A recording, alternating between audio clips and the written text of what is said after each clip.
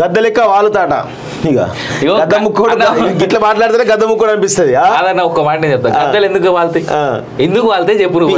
పీక్కు తినడానికి వాళ్తాయి. ఇప్పుడు ఆయన చేసే పని అదేనా? ఎస్, రైతు సమస్యల పరిష్కారానికి సర్కారు మెడల్ వంచుతా, సర్కారు మెడల్ వంచుతా, అది చేస్తా ఇది చేస్తా, ఇవే డైలాగ్, రొటీన్ డైలాగ్, వేరే డైలాగ్ వస్తలేవా కేసీఆర్? నీకు నాకు అర్థం కాదు. ఇది అసమర్థ అవివేక చవట ప్రభుత్వం. మరి నీది అవినీతి అక్రమ దుర్మార్గమైనటువంటి పాలన అన్ని కలిపినటువంటి పాలన ఇది. సరే వాళ్ళు అవివేకంతో ఉన్నారేమో అనుకోవచ్చు, అసమర్థంగా ఉండొచ్చు, కానీ చవటలు కావచ్చు. కానీ మీలాగా అవినీతి పనులు కాదు, దద్దమ్మలు కాదు, చవటలు కాదు. ఇక మీలాగా అసలు ఇక అవినీతికి పరాకాష్ట మీరు. మీ ప్రభుత్వం 10 సంవత్సరాల ప్రభుత్వం అవినీతికి పరాకాష్ట. మరి దాన్ని మీరు చిన్న వర్షే వాడినారు, మేమైతే ఇంకా పెద్ద వర్ష వాడుతా ఉన్నాం. 4 నెలల్లోనే రాష్ట్రం ఆగం చేస్తారా? ఏం ఆగం చేసారు? నువ్వు ఆగం చేసిన రాష్ట్రాన్ని సరిదిద్దేటువంటి ప్రయత్నం రేవంత్ రెడ్డి చేస్తా ఉన్నాడు. నువ్వు ఈరోజు 4 నెలల్లోనే రాష్ట్రం ఆగమైంది అంటే గత 10 సంవత్సరాలు నువ్వు చేసిన పాలన ఏ విధంగా ఉందో అర్థం చేసుకోవాలి. నీళ్ళ విషయంలో ఇంత గగ్గోలు పెడుతున్నావు కదా, మరి 4 నెలల్లోనే మొత్తం వ్యవస్థ అంతా కుప్పగూలిపోతుందంటే నువ్వు చేసినటువంటి పాలనే కదా దానికి నిదర్శనంగా కనబడతా ఉంది. ఎగ్జాక్ట్లీ. ఏం మాట్లాడాలో అర్థం కాని పరిస్థితి. ఈ దద్దమ్మలకు చేత కాకపోతే వాళ్ళు పండబెట్టి తొక్కి అయినా మేడిగడ్డ నుంచి నీటి విడుదల చేస్తాడ. ఏం పండబెట్టి తొక్కుతా, అది చేస్తా ఇది చేస్తా. ఆల్రెడీ రేవంత్ రెడ్డి నిన్ను నీ కుటుంబాన్ని పండబెట్టి ముడ్డి మీద పచ్చి బరిగలతోటి కొడతా ఉన్నాడు. అర్థమవుతుందో లేదో నీకు? అర్థమవుతుందా? మిమ్మల్ని ఫోన్ ట్యాపింగ్లో, ధరణి అక్రమాల్లో, అన్ని రకాల్లో ఈరోజు మిమ్మల్ని పండబెట్టి తొక్కుతున్నదే రేవంత్ రెడ్డి అనే విషయం గుర్తుపెట్టుకో. దాన్ని సహించలేకపోతా ఉన్నావు నువ్వు. సిగ్గుండాలి కొంచెమైనా. అంటే దీంట్లో 2 రకాల కోపం, బాధ, భయం ఉన్నది కేసీఆర్ కి. ఒకటి వచ్చేసి కవితకి ఇక్కడ దాకా బెయిల్ రాలే. బట్ కవిత విషయంలో ఒక లేటెస్ట్ అప్డేట్ ఉంది నాది, ఇక్కడ రాసిరో లేదో నాకు తెలియదు కానీ సిబిఐ స్టార్ట్ చేసి నేను చెప్పిన దాని గురించి మాట్లాడదాం.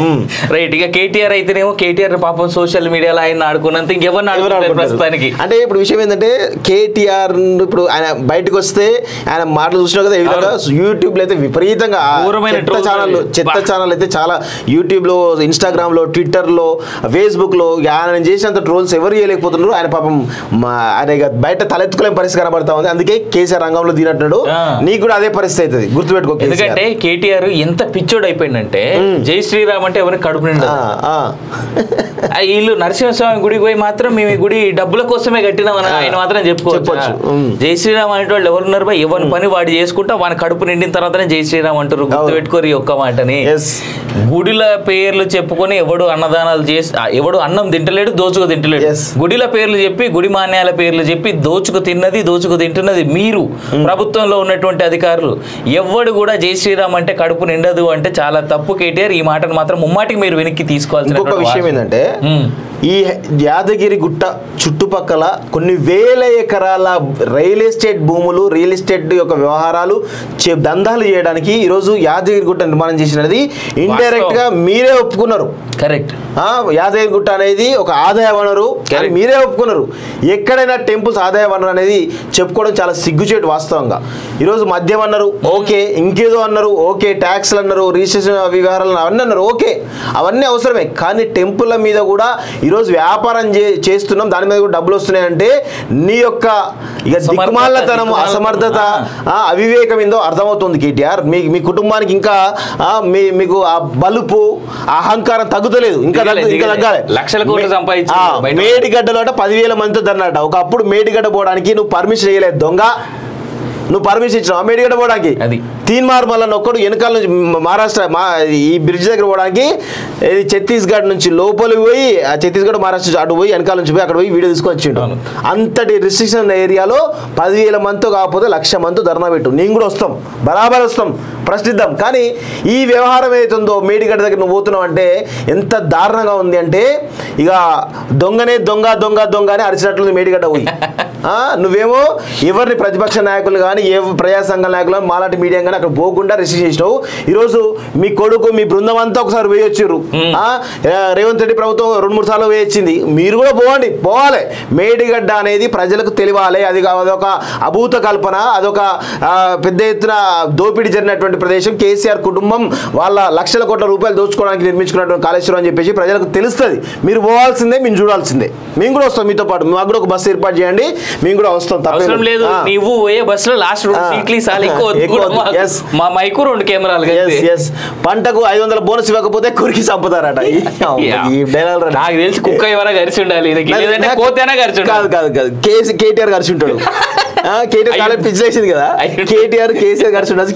కేసీఆర్ కూడా పిచ్చి పట్టింది. రేపు మాపో ఇద్దరు అయ్యా కొడుకులు ఇద్దరిని కూడా ఎర్రగడ్డ మెంటల్ హాస్పిటల్లో చేర్చేట పరిస్థితి వస్తుంది, లేకపోతే తెలంగాణ సర్వనాశనం అయ్యే పరిస్థితి వస్తుంది. లేదు అంటే మీకు ఒక ఆప్షన్ ఇస్తున్నా, వైజాగ్ లో కూడా ఉన్నదట, అక్కడ బీచ్ ఉంటుంది, నేచర్ మంచిగా ఉంటుంది, ఎండలు ఎక్కువ కొడతాయి. వైజాగ్ మళ్ళీ మనకి చిచ్చాకి మంచి ఇష్టమైన ప్లేస్ కదా, అందుకే నేను చెప్పింది కేటీఆర్ ఇంకెక్కువ ఇష్టం.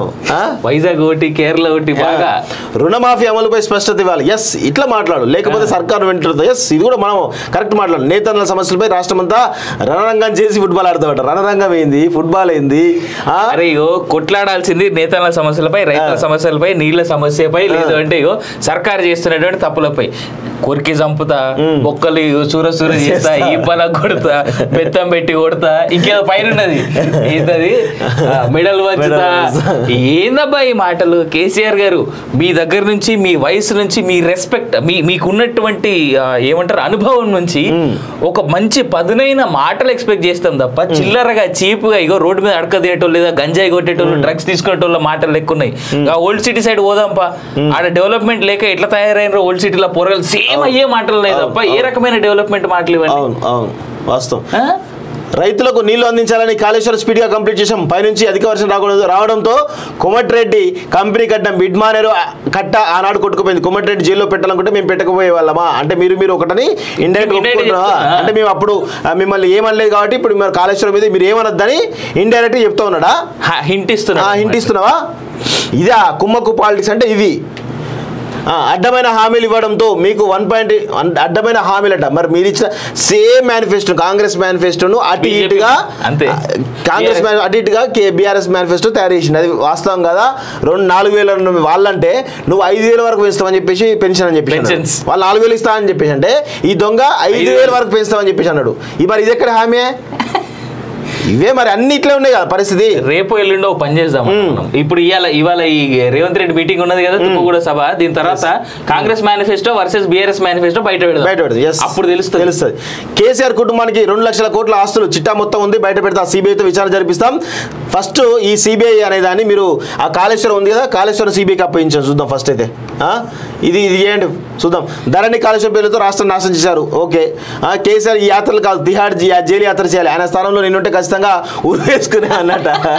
నేను తప్పు చేసి ఉంటే 10 ఏళ్ళు చర్యలు తీసుకోకుండా ఏం చేశారు? ఎస్, అద్భుతమైన క్వశ్చన్ వేసిండు. ఆయన తప్పు చేసి ఉంటే ఎందుకు చర్యలు తీసుకొని చెప్పి అడుగుతా ఉన్నాడు. కానీ వాస్తవం 10 ఏళ్ళు నిజంగా ఎందుకు కోమటిరెడ్డిని లాలుచితోనా, కోమటిరెడ్డితో లాలుచియా, లేదంటే ఎవరికి భయపడి చేయలేదు అరెస్ట్? నేను కాంట్రాక్టర్ రుజువు చేస్తే మంత్రి పదవి వదిలేస్తా, నా పేరు వాడుకుంటే బతకలేదు, రాజకీయంగా తొక్కుంటూ పోతా, లోక్సభ ఎన్నికల్లో బీఆర్ఎస్ ఒక్క సీటు రాదు అంటూ చెప్తా ఉన్నారు. మరి ఏం జరుగుతుందో చూడాలి వాస్తవంగా.